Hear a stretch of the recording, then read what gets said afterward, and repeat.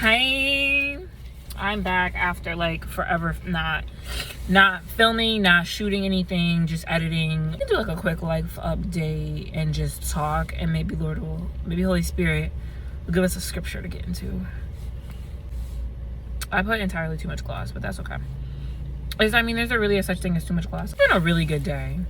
I got a lot of stuff done. I got a lot of stuff done in my room yesterday. So I don't know if I told or explained, but basically my sister moved out, so I got her room, and I have it's been like a month-long process of me just getting all my stuff out, getting rid of stuff. I've gotten rid of so much stuff.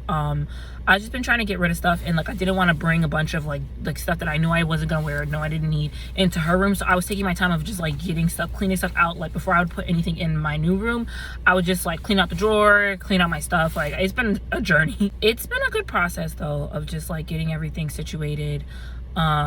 And I finally was able to style my room. It just looks so good. It looks so cozy, and I just have been really intentional about making my space a cozy space, where I'm the most I feel my most self, so cozy, so comfy that I don't want to leave it, because that's the ultimate goal, is to just enjoy the room that God has given me. Process of me doing that, on top of, and this is what I really wanted to talk about, just balancing life with so much going on. I am just in a season of just, I'm not gonna say overwhelmed, because I don't want to speak that out there, but it let's be real, it has been a lot on a to-do list.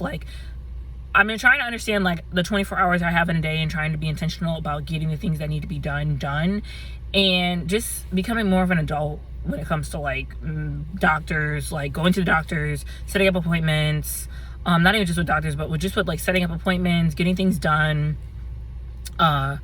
just big girl stuff. And I'm just trying to navigate that, on top of 10 other things, on top of just trying to be who I can in Christ, and staying on my game. It's just been a crazy time, and I feel I'm not the only one this is resonating with, because everybody I talk to is doing the same thing, different jobs, stuff is happening too. And I will say that because of everything going on, I see it as a good thing. It's a blessing in disguise, because this is what I'm going through now is stuff that I had prayed about. And I was just thinking this as I was driving. I was the stuff you're stressed about now is stuff that you were praying, this was on your prayer list couple years ago, couple months ago, a couple days ago. And so understanding the blessing, yeah, it's a lot, yeah, it's overwhelming, but you prayed for this moment, you prayed for this. And example, my room, I was I was so excited, because my sister had been saying she was moving for a while, but finding a place and everything, that's a process. And so I had just been really intentional about getting stuff done, when I found out, which was months ago, that she was going to be leaving soon. And now my old room will become a prayer room. My mom and me have been working on that. Really excited about that, because I just feel it'll be such a nice space. I'm gonna get some incense. I've been reading the Exodus, and how Aaron did the whole priestly, his priestly garments, and the incense and the altar and all of it. I've just been really indulged in that. Get the prayer room as close as possible to what it would have looked like in the Old Testament, and that has been kind of fun. I'm getting ready to take the RBT exam, which is the Registered Behavioral Technician's exam. I don't know if I've touched on what I do, or what my 9-to-5 job is, but I work with individuals with autism. I'm in that kind of field with support staff and ABA therapy, and right now I'm getting ready to take the Registered Behavioral Technician's exam, which will certify me in order to be working with individuals with autism, children, adolescent youth. So work with adults and other individuals with disabilities through companionship and support, and I love it. That's a whole testimony on how I ended up in this field. That it's such a good testimony too. I will share it one day. I think I'm gonna be intentional about sharing that message and getting that out for you guys, because that's a God moment. I'll give you a little sneak peek. Basically, when I went to college, so I graduated in 2021, June 2021, I graduated with my degree in business, with my associate's degree in business. But during that fall semester, my final fall semester, I needed another job. And so I was okay, Lord, I have one job, but I need another one. Give me a job where I can work with my school schedule and still get paid, good. And I ended up going on Indeed one day and searching up just companionship jobs, support staff jobs. And I don't even think, honestly, no, I don't even think I searched it up. I think I just went on there trying to look for a job, and I put in a certain amount that I wanted to be paid. And the amount that I wanted to be paid popped up with that job. And so I applied, got the job. I'm like, okay, great, I'll keep this job till I graduate. When I graduate, I'll go for like, you know, jobs in the business field. When time for graduation came, I didn't. I ended up staying, and it's a whole testimony because I didn't really want to stay with it. And it didn't look like this. It didn't, because none of the blessings that God gives, we preach it. None of the blessings that God gives always looks like what it's going to be in a couple years. Like, it's been like, what, like 2-3 years since I first got this job. 2 years in February of me doing it. And like I said, I'll do a whole video on it, but it's a testimony in itself. There's so many more little eggs in there that God just threw in. But yeah, so fast forward to now, I'm going to be taking the RBT exam. Did I see this coming? No. Did I ever think? I didn't even know what ABA therapy was before I even took these positions. And to be in it, there's so, like, God just really set you up, because there's so much that is involved with just taking care of those with autism. And I enjoy it. Like, my clients, those are my people, like, love them. And it's just, it's a great work that I never on my own, in my own human strength, would have ever thought to even go into this field. But he knew, because he always knows. So yeah, I'm in that now, and I love it. I was really thinking on how, looking back on my life, because I'm only 23 years old, but I feel like I've lived I feel like I'm in my mind, like in my actual body, I'm 70 years old, because I feel like I've lived so many lives. And I was reflecting on all the jobs and opportunities I've had, and I was like, the Lord will really put you in different opportunities to make you a well-rounded person. Like, I can say with confidence, I'm a very well-rounded person, and I didn't even see, like when I would be in jobs and stuff, I didn't even grasp the concept God had put me in, the different jobs I went into, that probably were the jobs God had for me, but he worked everything out for my good. But what I've learned along the way, and how it has helped me with like other positions and like new opportunities, and just like the connections, like knowing people and like making friends and making relationships, like everything is so intertwined. Like, it's really like the DNA thing, like it's literally so intertwined. And I was like, wow, like, it's a beautiful thing. Like, thank you for all the opportunities. Thank you for the opportunities I was saying that I screwed up, almost didn't get. Could have forfeited if it hadn't been for you, or did forfeit when I could have been, you know, elevating, you know, leveling up to the person you called me to be. But everything works together for your own good. And I feel like that was, like I come on camera and he just spits it out. But that really is a testimony. Like, you could be in a whole different season, and the stuff that you're praying for in that season, the next season will try, the enemy will use that situation that you prayed for in the last season, in the next season, to be a burden for you. Come on, somebody. I'm trying to give you an example. In one season, you're praying for a husband, you're praying for a man, you're praying for a spouse, and you're just so excited, like, I can't wait to be married, can't wait to be my spouse, da da da da.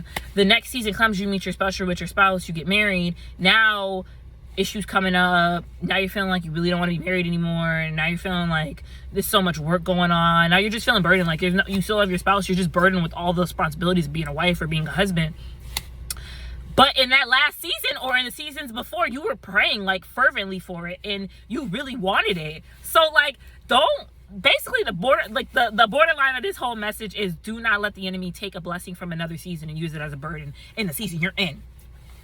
Like, don't let him do it, because he really will. And you'll start to feel like, oh my gosh, like, I'm so overwhelmed. Like, I don't even want this no more. I don't even want this job no more. Lord, I've been praying for a job for 2 years. Get the job. In the season you got the job, now you having all these issues come up. And it is strategic. Like, you getting a new job, getting a job of your dreams, but now you have coworkers against you. That's strategic, baby. He is trying them flaming arrows, Ephesians, when they talk about the flaming arrows, like, he's trying any way to make your opportunity look like a pigsty, like look like it wasn't a blessing, look like not what you wanted it to be, just so you'll feel like, you know what, I shouldn't even ask for this, I don't even want this no more. But your promise, that's your promised land.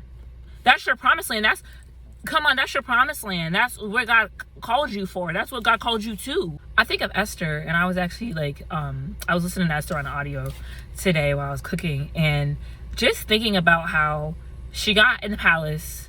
She's probably like, oh my gosh, I'm in the palace. Like, wow, like, I'm a queen. And just being happy, you know, everything's at her hand. She went through like a year beauty treatment. And then getting like the news from Mordecai that you gotta go before the king who could kill you. And I don't know how many years it was before she had to end up going before the king. I don't know. Maybe I'll look that up and leave that in the comments below. Because I feel like it wasn't only a couple years before she ended up going before the king. I don't know. Look it up. But throughout that time or whatever, she probably was not thinking, like, she had no recollection that that was going to happen. To be in the palace and probably be excited to be in the palace, and then go to now you got to go before the king to save your people, and he may or may not save them, and he may kill you in the process. Like, that's got to be like, I don't even want this no more. Like, I don't even want to I don't even want to be a queen no more. I don't want to have to fight for my people anymore, because I don't know the outcome, but God does. And that's so good. And if Esther was to have just been in that pity party or woe is me kind of state, and didn't go before the king, she didn't want to be killed, and felt like she really didn't want to be a queen in the kingdom anymore, because of the burden that came with being a queen.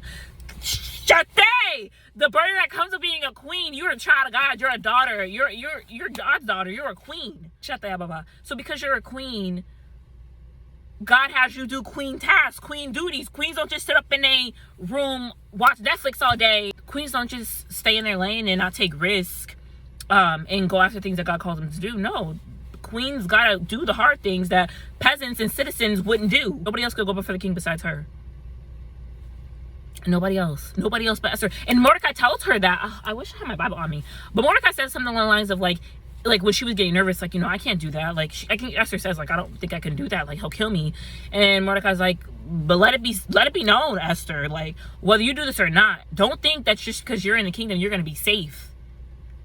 Don't just think that you're going to be safe and I will die, but you won't if you don't do this task. And if you don't do it, somebody else will arise. Mordecai was talking with faith. He was talking with conviction and authority. He said, even if you don't do it, somebody else will. Somebody else will. I think it was like somebody else will make sure that the Jews are saved. Like, somebody else will do it if you do. Somebody else gonna do it if you don't.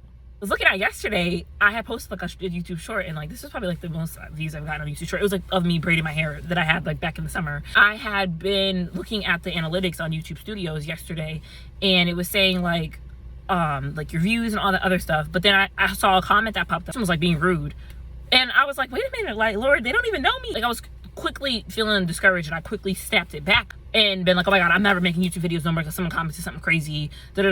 Mind you, this person doesn't even know me, but God bless them. We love you. Mwah. But instead I was like, no, like, who are they? Like, and then I watched my Transformation Church Michael Todd cut to the comments, and it really was like, people are going to talk about you to the day you die. People are going to have something to say whether you do nothing or you do something. So you could delete. I could have deleted my whole YouTube, been extreme with it, and be like, I'm not making YouTube videos no more. If you don't make YouTube videos, Lord said, you don't make YouTube videos, somebody else will for me. Like, if you don't want to make the video because you feeling like, oh my gosh, that person said something rude to me, I'll find somebody else to do it. Get somebody else to do it. He said, get somebody else to do it. I'm not, the Lord is patient, but he likes to get stuff done. So you want to be complacent, and so complacent about making a YouTube channel for so long. But then I just was like, whatever. Like, I've been given grace to just keep making them, and I enjoy it. Like, I enjoy editing a video. I'll sit in my bed with a nice tea and spend the afternoon editing a video. Not even an afternoon, baby. I'll spend the whole day editing a bunch of videos because it just brings me joy to like edit, put cute clips in, and like do stuff, But again, I would have never known if I never started. I would have never continued if I hadn't been intentional about it and going about it. And I feel like I'm so off of what I was mainly talking about. I'm going to talk about you till the day you die. Like, for doing nothing and for doing something. So you might as well just do you and be true to yourself, because that's who God likes. Someone said once, God can't bless who you pretend to be. He can only bless who you truly are. So you got to be true in who you are. And the people who are supposed to be attached to you will come. Yeah, just keep going. For anybody else feels that way, just keep going. Like, you're not gonna be perfect, you're not gonna have it all together, but God sees the effort. God sees the effort. God sees you really trying to put the work in, but you're not gonna have it all together, but God sees the effort, and He's helper for that. Like, I'm asking God, like, Yeshua, please help me put the schedule together. Lord, please help me with this budget. Thank you for sticking around. Thank you for listening. I pray you get a little nugget out of this and take it with you, maybe some joy with you. So thank you for sticking around. Thank you for watching, and I'll see you in the next video. Bye.